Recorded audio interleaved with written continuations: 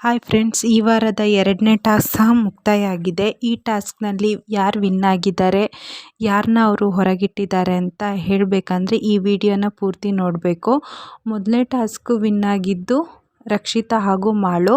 ಅವರು ವಿನ್ನಾಗಿ ರಜತ್ ಮತ್ತು ಚೈತ್ರನ ಹೊರಗಿಟ್ಟಿದ್ರು. ಅದು ನಾನು ನಿಮಗೆ ಮೊದಲನೇ ವಿಡಿಯೋದಲ್ಲಿ ಹೇಳಿದ್ದೆ.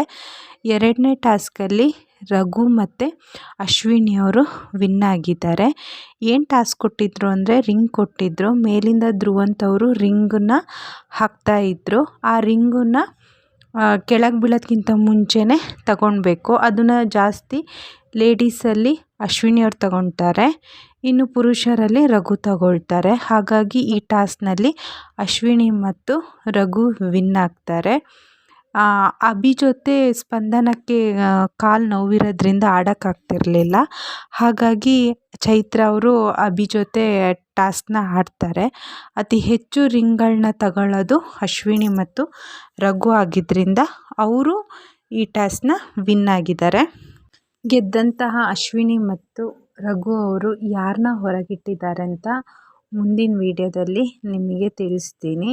ಈ ವಿಡಿಯೋ ನಿಮ್ಗೆ ಇಷ್ಟ ಆಗಿದ್ದರೆ ಲೈಕ್ ಮಾಡಿ, ಶೇರ್ ಮಾಡಿ. ಹಾಗೆ ನಿಮಗೆ ಈ ಗೇಮಲ್ಲಿ ಯಾರು ವಿನ್ ಆಗಬೇಕಿತ್ತು ಅನ್ನೋದನ್ನ ಕಮೆಂಟ್ಸ್ ಮಾಡಿ. Thank you.